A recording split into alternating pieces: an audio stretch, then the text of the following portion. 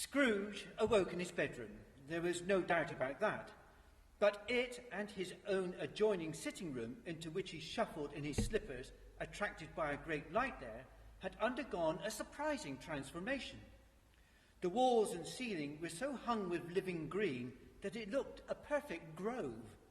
The leaves of holly, mistletoe, and ivy reflected back the light as if many little mirrors had been scattered there, and such a mighty blaze went roaring up the chimney as that petrification of a heart had never known in Scrooge's time, or Marley's, or for many and many a winter season gone.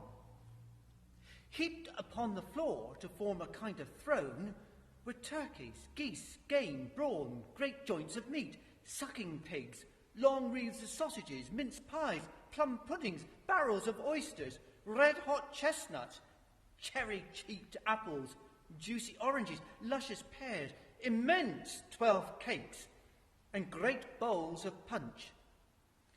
In easy state upon this couch there sat a giant, glorious to see, who bore a glowing torch in shape not unlike Plenty's horn, and who raised it high to shed its light on Scrooge as he came peeping round the door.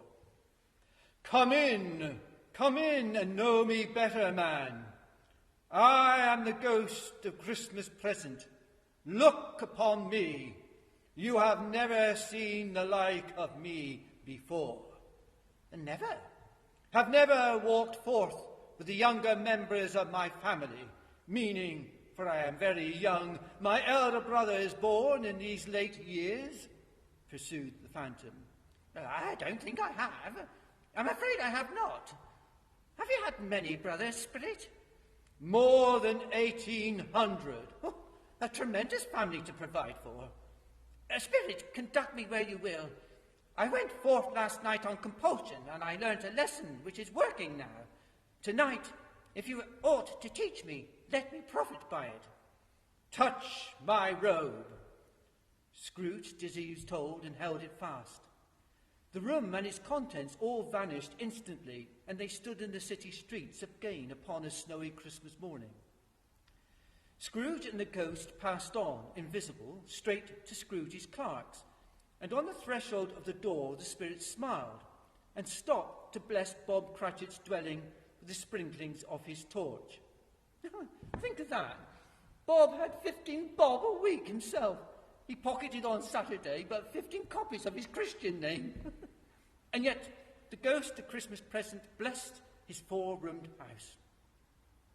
Then up rose Mrs. Cratchit, Cratchit's wife, dressed out but poorly in a twice-turned gown, brave in ribbons which are cheap and make a goodly show for 6pence, and she laid the cloth, assisted by Belinda Cratchit, second of her daughters, also brave in ribbons, while Master Peter Cratchit plunged a fork into the saucepan of potatoes and, getting the corners of his monstrous shirt collar, Bob's private property conferred upon his son and heir in honour of the day, into his mouth, rejoiced to find himself so gallantly attired, and yearned to show his linen in the fashionable park.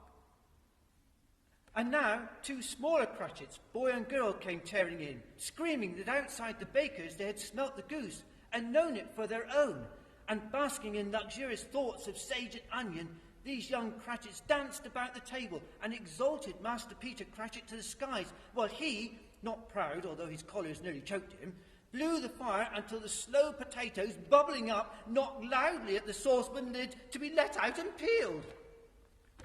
What has ever got your precious father, then? Said Mrs. Cratchit. And your brother, Tiny Tim. And Martha warn't as late last Christmas Day by half an hour. Here's Martha, mother, said a girl, appearing as she spoke. Here's Martha, mother, cried the 2 young Cratchits. Hurrah, there's such a goose, Martha. Why, bless your heart alive, my dear, how late you are, said Mrs. Cratchit, kissing her a dozen times and taking off her shawl and bonnet for her.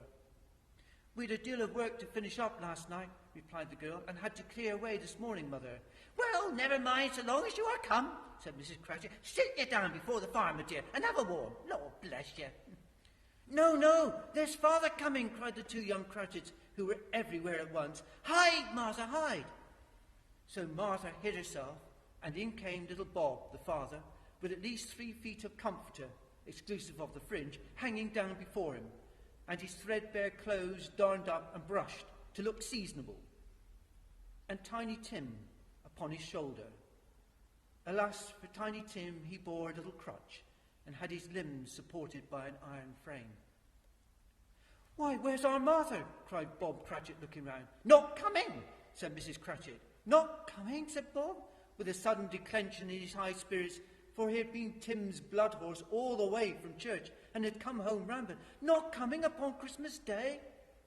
Martha didn't like to see him disappointed, if it were only in joke, so that she came out prematurely from behind the closet door and ran into his arms, while the two young Cratchits hustled Tiny Tim and bore him off to the wash-house, that he might hear the pudding singing in the copper. "And how did little Tim behave?" asked Mrs. Cratchit, when she had rallied Bob on his credulity, and Bob had hugged his daughter to his heart's content. "Oh, as good as gold," said Bob, "and better. Somehow he gets thoughtful sitting by himself so much, and thinks the strangest things you ever heard.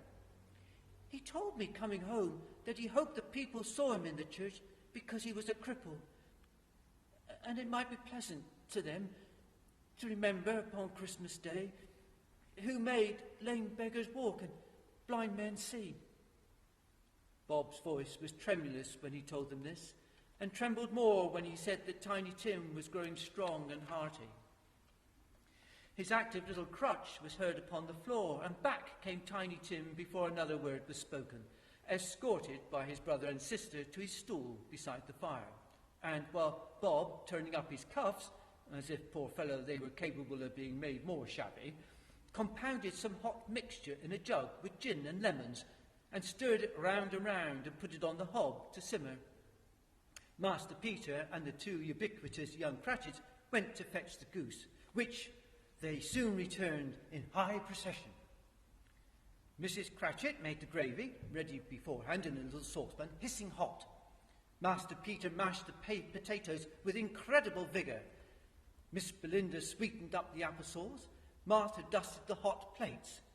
Bob took Tiny Tim beside him in a tiny corner at the table. The two young Cratchits set chairs for everybody, not forgetting themselves, and mounting guard upon their post, crammed spoons into their mouths, lest they should shriek for goose before their turn came to be helped. At last the dishes were set on, and grace was said. It was succeeded by a breathless pause as Mrs. Cratchit, looking slowly all along the carving knife, prepared to plunge it into the breast. But when she did, and when the long-expected gush of stuffing issued forth, one murmur of delight arose all round the board, and even Tiny Tim, excited by the two young Cratchits, beat on the table with the handle of his knife and feebly cried, "Hurrah!" There never was such a goose. Bob said he didn't believe there ever was such a goose cooked. Its tenderness and flavour, size and cheapness were the themes of universal admiration. Eked out by apple sauce and mashed potatoes, it was a sufficient dinner for the whole family. Indeed, as Mrs. Cratchit said with great delight, surveying one small atom of a bone upon the dish, they hadn't ate it all at last. Yet everyone had had enough, and the youngest Cratchits in particular were steeped in sage and onion to the eyebrows. But now the plates were being changed by Miss Belinda. Mrs. Cratchit left the room alone, too nervous to bear witnesses, to take the pudding up and bring it in. Suppose it should not be done enough. Suppose it should break in turning out. Suppose somebody should have got over the wall of the backyard and stolen it while they were merry with the goose. A supposition at which the two young Cratchits became livid. All sorts of horrors were supposed. Hello, a great deal of steam. The pudding was out of the copper. A smell like a washing day. That was the cloth. A smell like an eating house and a pastry cook's next door to each other, with a laundress's next door to that. That was the pudding. In half a minute, Mrs. Cratchit entered, flushed but smiling proudly, with the pudding, like a speckled cannonball, so hard and firm, blazing in half a quartern of ignited brandy and bedight with Christmas holly stuck into the top. Oh, a wonderful pudding, Bob Cratchit said, and calmly too, that he regarded it as the greatest success achieved by Mrs. Cratchit since their marriage. Mrs. Cratchit said that now the weight was off her mind, she would confess that she had had her doubts about the quantity of flour. Everybody had something to say about it, but nobody said or thought it was at all a small pudding for a large family. Any Cratchit would have blushed to hint at such a thing. At last the dinner was all done. The cloth was cleared, the hearth swept, and the fire made up. The compound and the jug being tasted and considered perfect. Apples and oranges were put upon the table, and a shovelful of chestnuts on the fire. Then all the Cratchit family drew round the hearth in what Bob Cratchit called a circle, and at Bob Cratchit's elbow stood the family display of glass, 2 tumblers and a custard cup without a handle. These held the hot stuff from the jug, however, as well as golden goblets would have done, and Bob served it out with beaming looks, while the chestnuts on the fire sputtered and crackled noisily. Then Bob proposed, "A Merry Christmas to us all, my dears. God bless us," which all the family re-echoed. "God bless us, every one," said Tiny Tim, the last of all. He sat very close to his father's side upon his little stool. Bob held his withered little hand in his, as if he loved the child and wished to keep him by his side, and dreaded that he might be taken from him. Scrooge raised his head speedily on hearing his own name. "Mr. Scrooge," said Bob. "I'll give you Mr. Scrooge, the founder of the feast." "The founder of the feast, indeed!" cried Mrs. Cratchit, reddening. "I wish I had him here. I'd give him a piece of my mind to feast upon, and I'd hope he'd have a good appetite for it."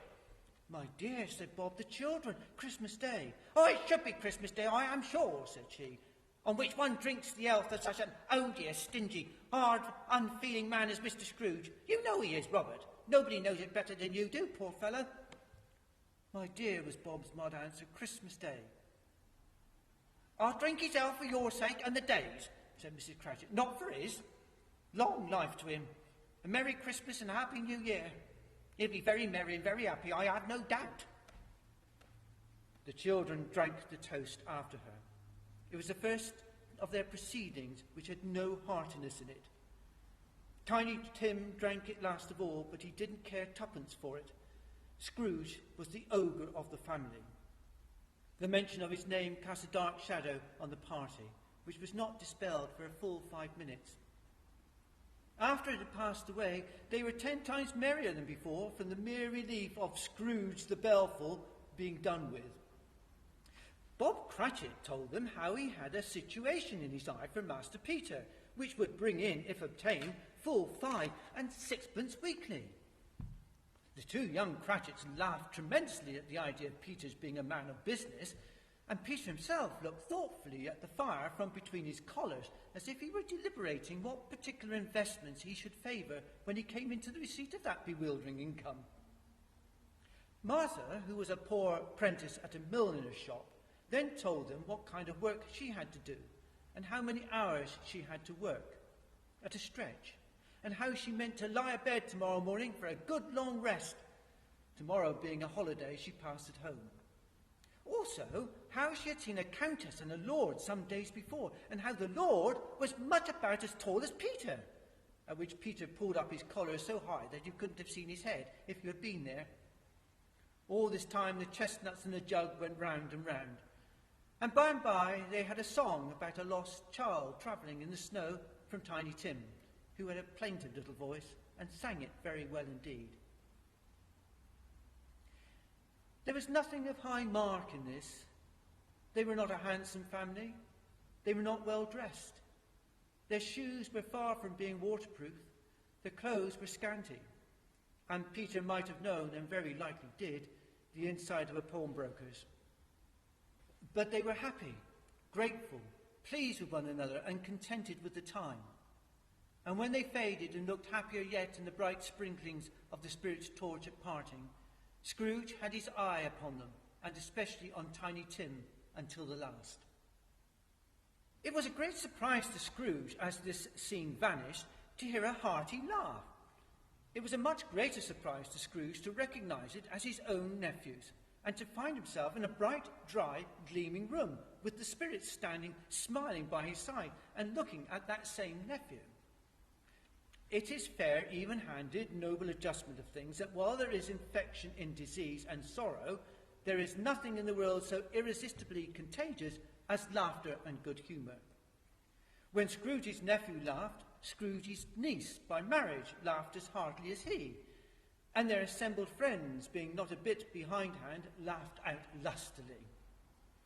"He said that Christmas was a humbug, as I live," cried Scrooge's nephew. "He believed it too." "More shame for him, Fred," said Scrooge's niece indignantly. "Bless those women. They never do anything by halves. They are always in earnest."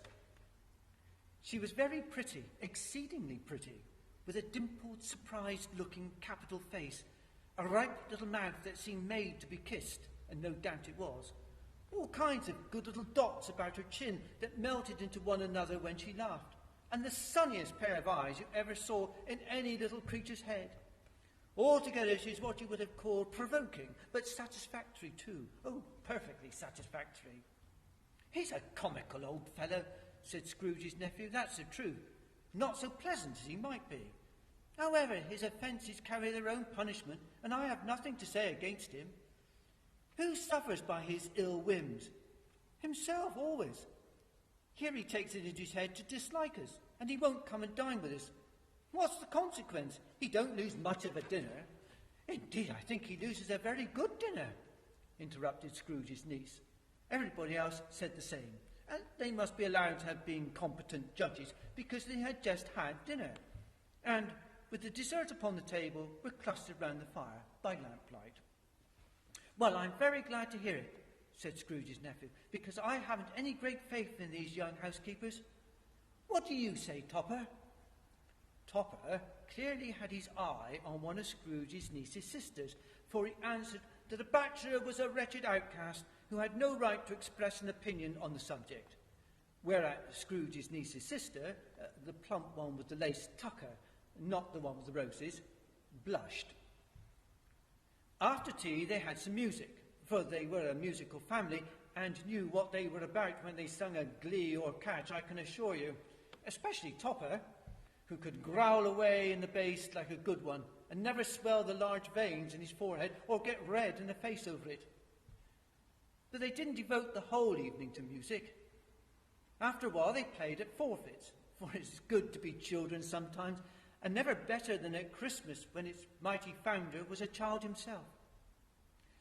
There was first a game at Blind Man's Buff, and I no more believe Topper was really blinded than I believe he had eyes in his boots, because the way in which he went after that plump sister in the lace tucker was an outrage on the credulity of human nature. Knocking down the fire iron, tumbling over the chairs, bumping up against the piano, smothering himself among the curtains. Wherever she went, there went he. He always knew where the plump sister was. He wouldn't catch anybody else. If you had fallen up against him, as some of them did, and stood there, he would have made a feint of endeavouring to seize you, which would have been an affront to your understanding, and would instantly have sidled off in the direction of the plump sister. "Here's a new game," said Scrooge. "A 1/2 hour spirit, only one." It was a game called Yes and No, where Scrooge's nephew had to think of something, and the rest must find out what, he only answering to their questions yes or no, as the case was. The fire of questioning to which he was exposed elicited from him that he was thinking of an animal, a live animal, rather a disagreeable animal, a savage animal, an animal that growled and grunted sometimes, and talked sometimes, and lived in London, and walked about the streets, and wasn't made a show of, and wasn't led by anybody, and didn't live in a menagerie, and was never killed in a market, and was not a horse or an ass or a cow or a bull or a tiger or a dog or a pig or a cat or a bear. At every new question put to him, this nephew burst into a fresh roar of laughter, and was so inexpressibly tickled that he was obliged to get up off the sofa and stamp. At last the plump sister cried out, "I have found it out. I know what it is, Fred. I know what it is." "What is it?" cried Fred. "It's your uncle, Scrooge!" Which it certainly was. Admiration was the sentiment, though some objected that the reply to "Is it a bear?" ought to have been yes. Uncle Scrooge had imperceptibly become so gay and light of heart that he would have thanked the unconscious company in an inaudible speech. But the whole scene passed off in the breath of the last words spoken by his nephew, and he and the spirit were again upon their travels. Much they saw, and far they went, and many homes they visited, but always with a happy end. The spirit stood beside sick beds, and they were cheerful.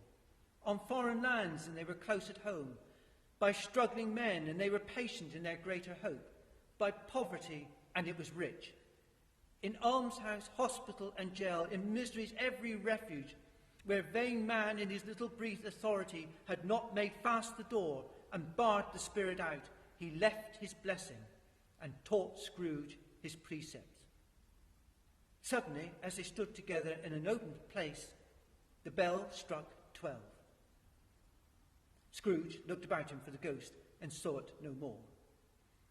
As the last stroke ceased to vibrate, he remembered the prediction of old Jacob Marley and, lifting up his eyes, beheld a solemn phantom, draped and hooded, coming like a mist along the ground towards him.